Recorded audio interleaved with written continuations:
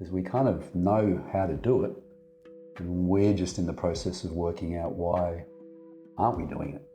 Why isn't it the default way? Why isn't better practice ag the default way of growing our food?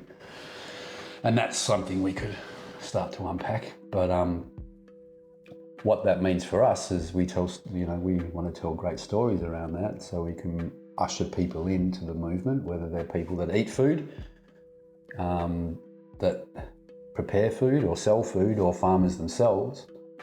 There's our idea is to inspire and tell those stories so we can create some sort of activation toward what transition might look like. That was Blair Beatty, and you're listening to The Regenerative Journey. From wherever we are, we acknowledge the traditional custodians of country throughout Australia, recognising their continuing connection to this land, its waterways, the stars in the skies since time immemorial. We pay our respects to the elders, knowledge holders, and to all the generations of First Nations peoples who have nurtured their unceded sovereign lands for over 80,000 years and continue to do so today. G'day, I'm your host Charlie Arnott, an 8th generational Australian regenerative farmer.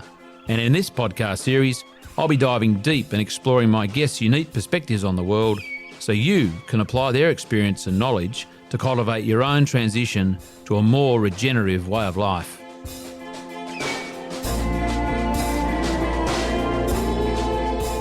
Welcome to The Regenerative Journey with your host Charlie Arnott.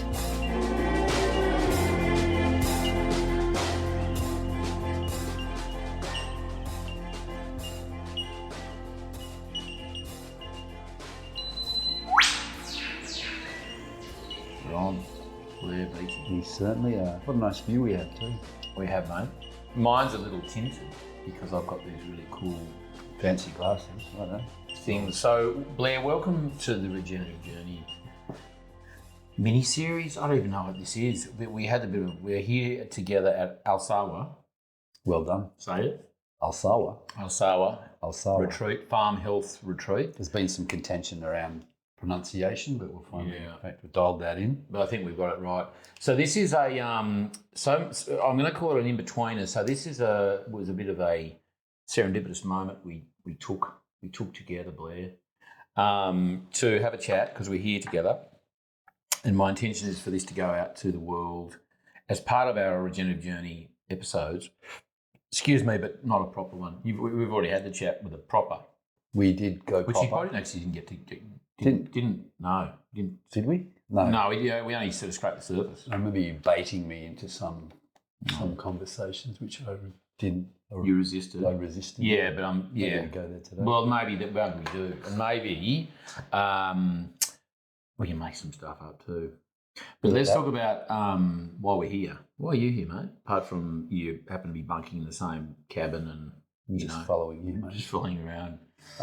Why are we here? Mm-hmm. Well, it's the launch of Alsawa. Did I get that right? Farm. Alsawa.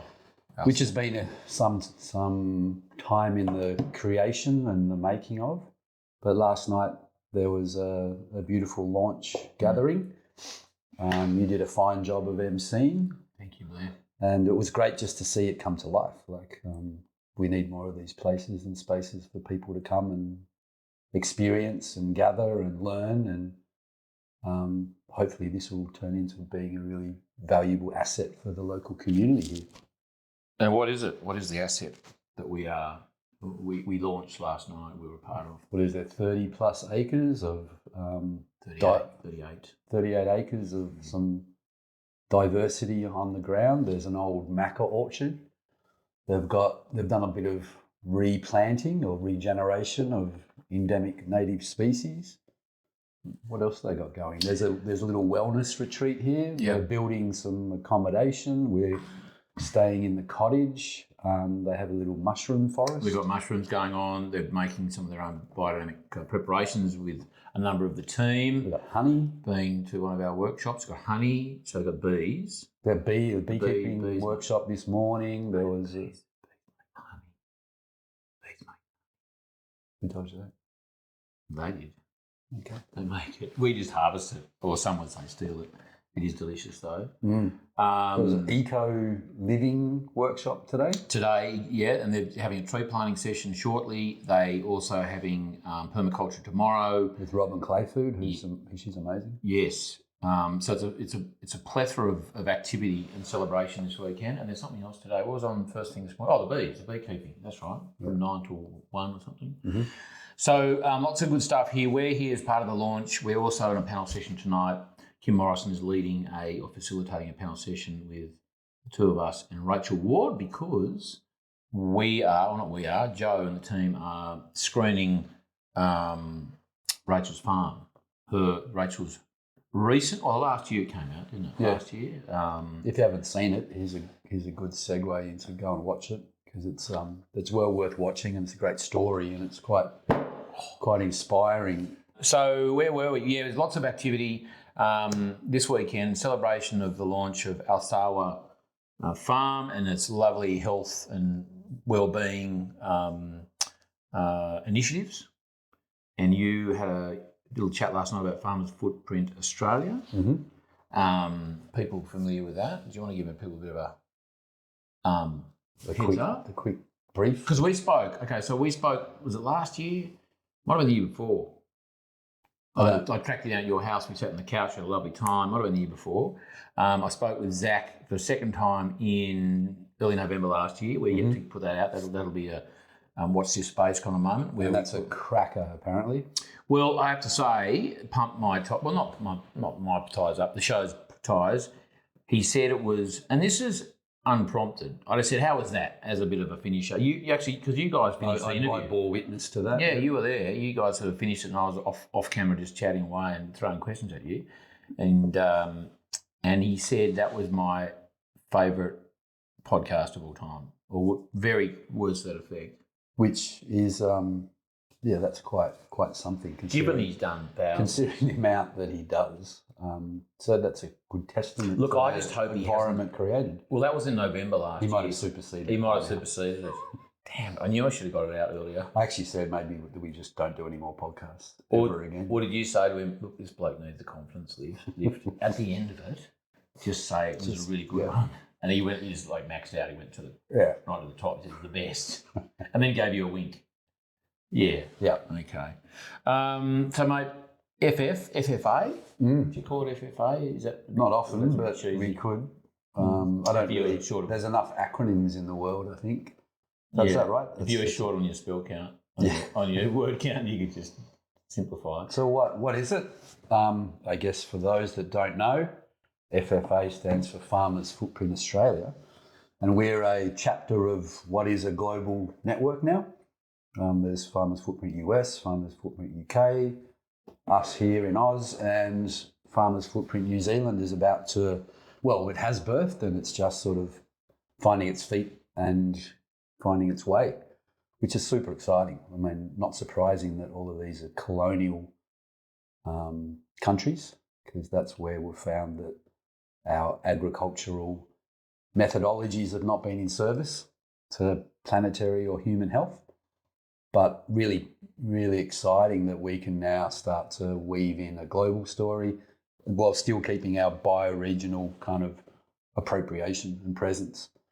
So here in Oz, our DNA is kind of storytelling, capturing inspiring stories to share with our audience to help accelerate and amplify the potential of a healthier food system across the country that, of course, supports our health, supports landscape function, animal health, because we kind of know how to do it, and we're just in the process of working out why aren't we doing it?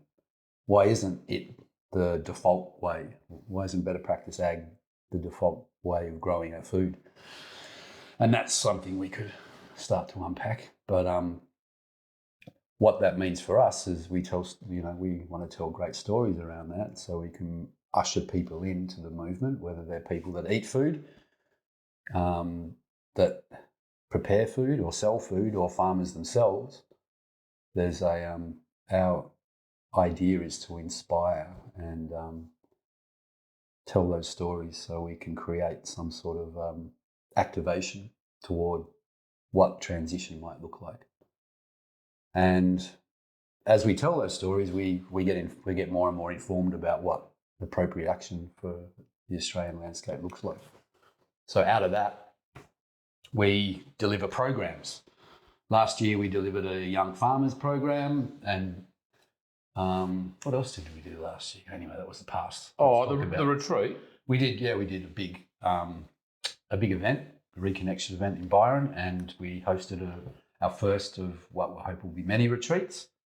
And this year, we have found funding, which is exciting, to do 2 more retreats as one of our programs, and the other program will be a big glyphosate campaign. Well, it's a big chemical use in agriculture campaign, but we'll use glyphosate as the poster child because that seems to be what resonates with people. And whenever we put something out about glyphosate into the ether and into the audience, it is hot. There's always a lot of reactivity there and a lot of conversation there.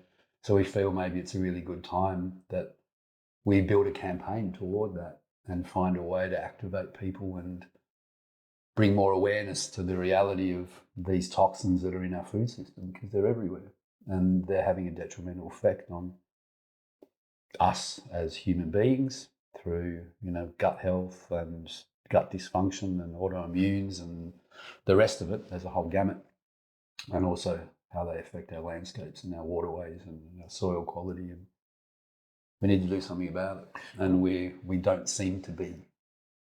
Well, I guess it's a ignorance is not the right word. It's more of ignorance as in not conscious ignorance. It's more the default spray. And I was talking to a lovely couple last night at the launch, and they asked questions around, someone they know, 100 acres, been flogged, a whole lot of lantana and other things, so-called weeds, and they're trying to clean it up and do, make it more productive and improve it somewhat, but then using glyphosate to do it. And so totally get that is, it's a standard practice, it's the default practice. Same for regeneration. Yeah, well, this is the thing. Forest regen. Well, this is it. I had another conversation with someone else the other day about land care, and their local land care group somewhere in Victoria was doing rehabilitation work in a riparian zone or something and using glyphosate to do a similar thing, or the side of the track or whatever. So I'm not suggesting it's a good idea, but I can see that it is the default. Agronomists will suggest it. Councils use it willy-nilly. The interesting thing is in a domestic situation, whether it's a garden or a council nature strip, or land care using it on a path or a walkway or so on, or that regeneration or degeneration, if they're using it really, areas, is they use it in concentrations which are just ridiculous because they've got, it's only need a little bit, let's throw a bit more in there. It's actually, compounding the problem because it is used at such high concentrations. It has a massive impact. But it's a tough one. It's easy for us. We see it really clearly. But for those who don't have an alternative or don't know of alternatives, or don't. And look, Look, I used it. Totally. I used to drink this stuff. And it's what we don't know, we don't know. No. So if we can bring awareness to it and back that up with some pretty critical science and a lot of anecdotal evidence and the lawsuits which are happening in Australia and in the US right now, and the realization that large corporate interests don't really have their main factors are stakeholders, productivity, profitability, the health of their customers is not really at the forefront, especially some of these big monoliths. And I feel as if the time is ripe for that conversation to come to a head, because there's still institutions and government departments that support the use of these things. And it's also, there's a point right now where alternatives are becoming readily available. Like even if you walk into Bunnings, if you're a domestic user and go, well, what can I do? I'd love to change, but this, I need to get rid of weeds on my pathway or whatever it may be. You walk into Bunnings right now, there's biological alternatives available, and they're becoming more increasingly available and used, and they're the price parity is coming into some form of balance, usability. From on a large scale perspective, there are options for councils. There are options starting to be options. There's a couple of companies that are just getting through legislators in the US and Australia to offer up alternatives for scaled agriculture to shift. And it's it's still utilising the same methodologies, but it's just shifting from the chemical to the biological to not something that's going to be a water toxin that becomes in our waterways, goes up into our air. So it feels like we now can offer some of those alternatives to some of the bigger players that want to change, but to this point haven't had something available. There's also like holistic practice change. Like, we used to do it and it's still done. And I flew from Melbourne to Gold Coast a couple of days ago, and just north of the border, Victoria New South Wales border, to as far as I can see, brown, square, fallow paddocks ready for winter cropping, and not a bit of green in sight. And that is a practice of bare summer fallow, and that's basically to get rid of all plant life, so it's not using moisture essentially or nutrients, as the theory goes, so that the paddocks will be so-called ready to plant out and bare and clean in the autumn when winter crops are sown. Now, so to those people, if we're saying, let's reduce or get rid of glyphosate use, that in its current practice is impossible because there's no alternatives that do what Roundup that kill as well. It kill as much stuff and as effectively. And we're not talking about biologies here. We're talking, this is nutrient, this is chemical and mineral compounds, because you can't really hold great biology in soil when it's dead. This is the thing. When plants make soil, and form soil, so this is the whole point. So people like Dr. Christine Jones have done a lot of research and done a lot of experiments herself, and what they're seeing very, very clearly is that if you actually don't bear that country out over the summer and you put a crop in, a summer crop, which is going to maintain the biology or improve the biology in the soil, yes, it uses water, but that whole system and the dynamics of that means there's a lot more dew that can be captured because you actually got plants. And there's more water holding capacity in the soil. Totally, exactly, right, yeah. Formed. So, the end result of all that of having, and then you've got potentially a harvest of food or feed for sheep and cattle over the summer. And so the result of that is a much more biologically active and living soil to then plant into. Yes, you've got to get different gear and different practices, but it's not like get rid of all your glyphosate, you're buggered. It's like, okay, let's look at reducing it. Why are we using it in the first place? Can we actually stop using it over that summer period because we're actually doing something else, which is going to be better for the soil, better preparation generally for the next crop. Actually harvest or graze it, so it's another form of harvesting. So they're those things. I mean, it's a much bigger conversation, of course, but I'm sure there's plenty of people, understandably, and I've had this, say, oh, you can't get rid of glyphosate, you'll be buggered, and you won't have any bread to eat. It's like we get it, and we're just putting it on the table, and we're saying it's an alternative, and at best you be aware as the sprayer of that glyphosate what's actually happening. Now, your land, your management, your business, you do what you want to do. That's kind of your thing. But, you can't unknow what we know, what science is telling us about the impact of it. So, and we get that change, that theory of change, or that practice of change. Like when Sri Lanka, shifted so quickly. Things fell over. So we understand that this maybe for a lot of people needs to be, a small step and a small step and a small step. But once you start to take those steps, you never step back. You never go back. Great confidence. And also it's about budget as well. Like, you've got business to support. Yeah. So much in that. Let's get to the retreats. I was lucky enough to be at the first one in November. Group of 12, 15, 20. So 20 people. And I had a rip-roaring time. I actually had quite the reaction after the first night. I was like I was hungover for 2 days or a day. So and I would put that down to some, I don't know quite what. It wasn't food. I couldn't eat actually after because I was just like, oh, Was that after the breathwork session? The first evening did breath work, and then slept. Woke up just with the horrors.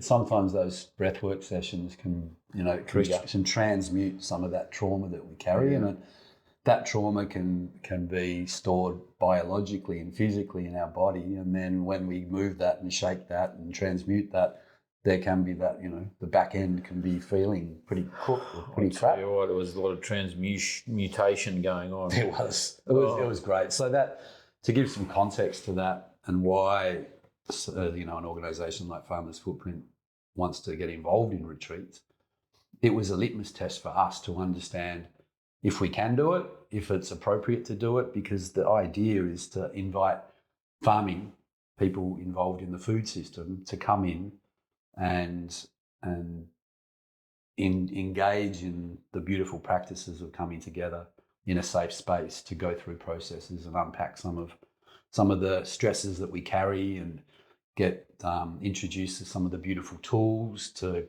guide us through, to open up our hearts a little bit and to come together in a beautiful space and share story.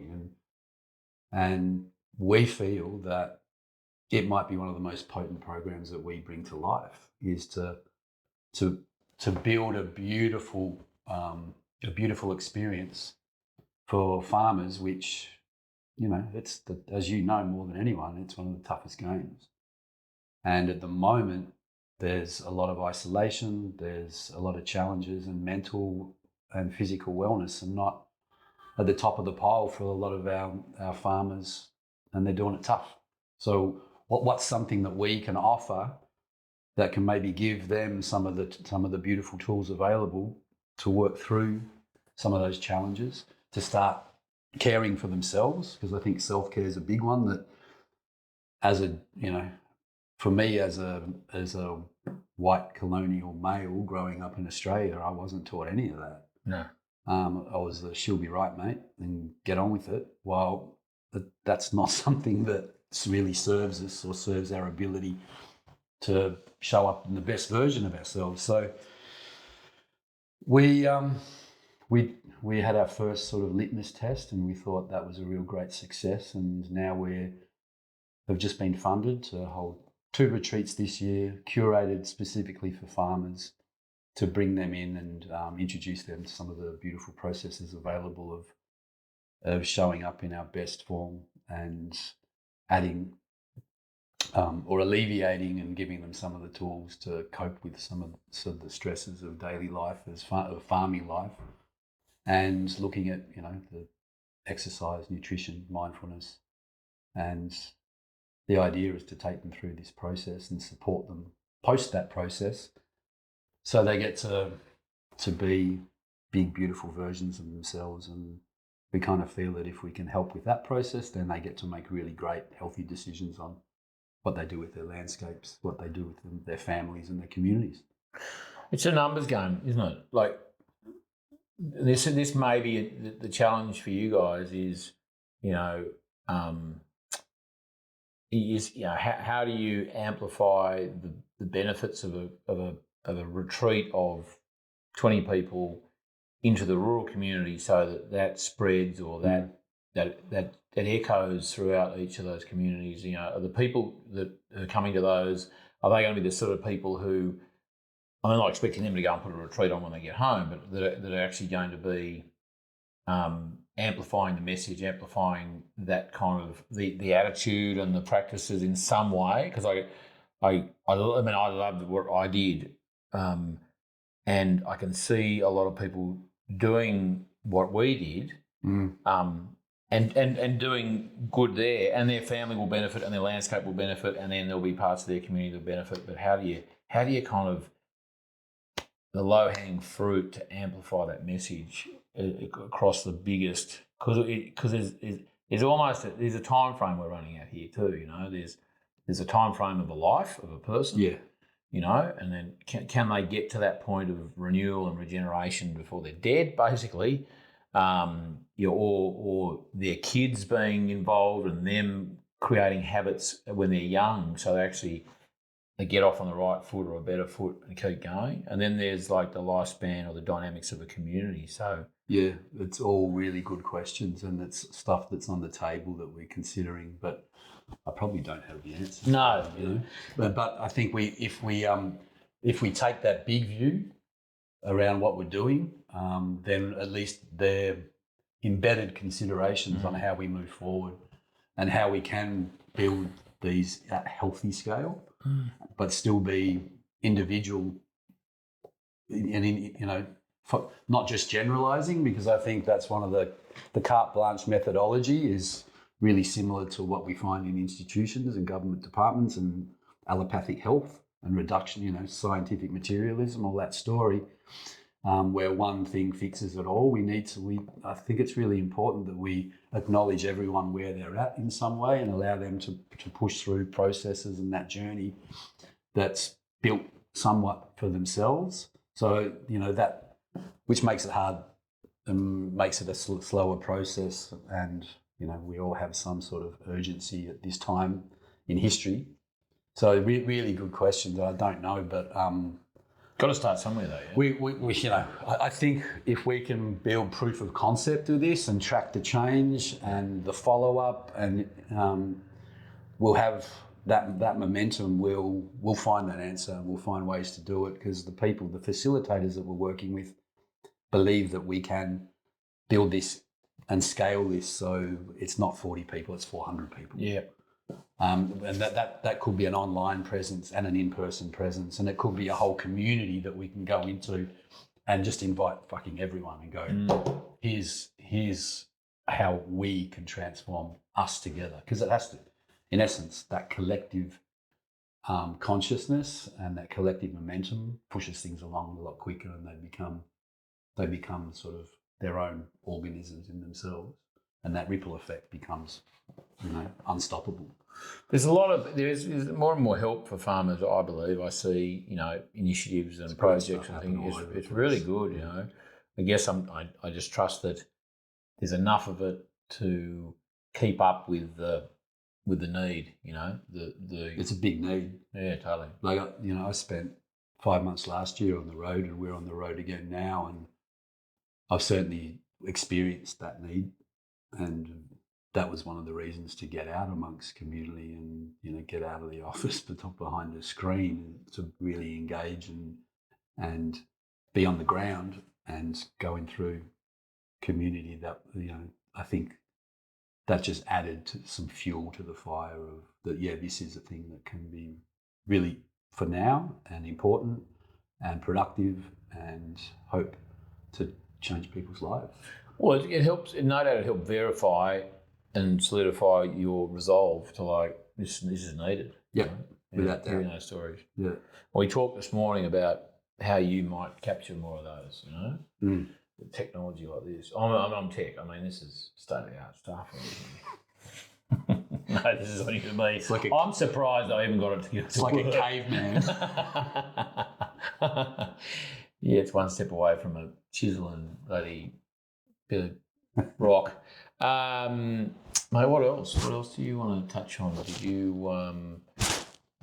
what any other relevant? We don't have to bang on. We've already been on for 23 minutes plus the few that we were on before, so we're nearly up to half an hour. I don't want to bore the crap out of people. I don't want to hit the ground on our first episode and short, concise, and to the point. Yeah, look. No, I think it's all been topical. It's been great. I'm pretty excited to share more of our adventure on the road and finding meaningful ways to do that. So, yeah, tune in, folks.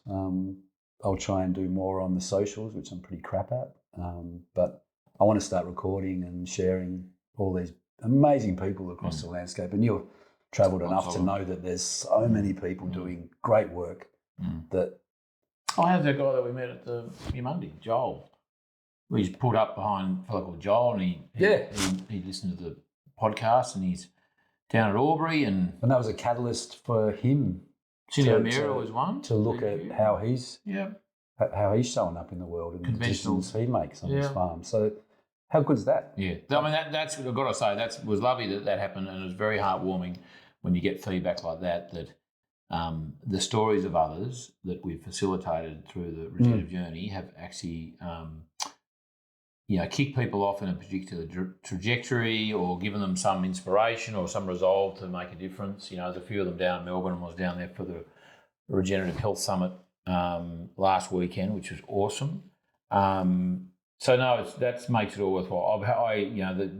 The show, the Regenerative Journey, has been off the air for a few months now. It's time we got it back on. This will be the first for the season. In whatever form the season happens, we are going to put out the interview with The Bush that I did in November last year. We're just going to work out how best to sort of roll it out to the world.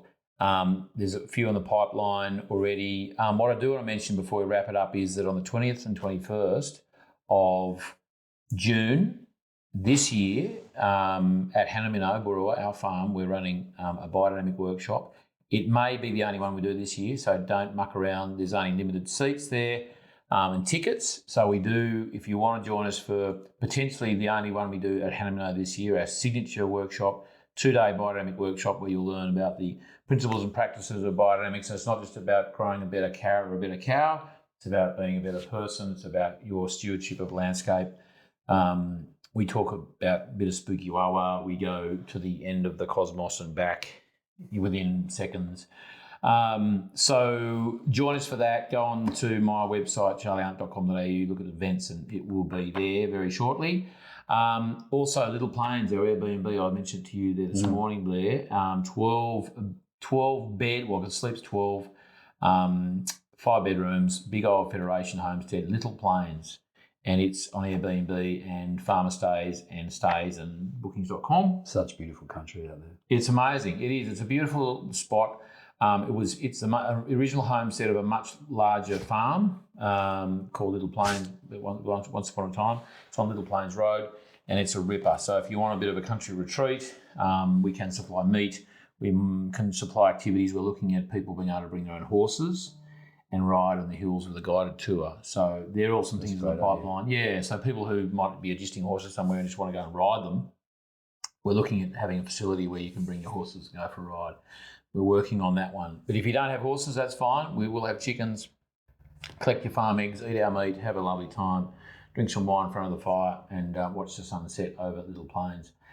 Mate, that's about it. I'm sure there's something else I should be plugging. Anything else you want to plug? I don't need to plug anymore. I think, but it's great that you're coming back online. I think that's a testament today to how those measurables and those metrics that you can't quantify and you don't know. No. They're always the most important ones. Kudos to this continuum of the regenerative journey, mate. It's powerful stuff and it's really needed. So don't stop.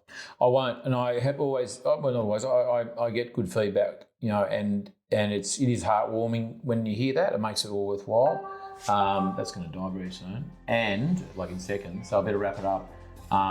Thanks everyone. Oh shit. This podcast is produced by Rhys Jones at Jaeger Media. If you enjoyed this episode, please feel free to subscribe, share, rate, and review. For more episode information, please head over to www.charliearnott.com.au.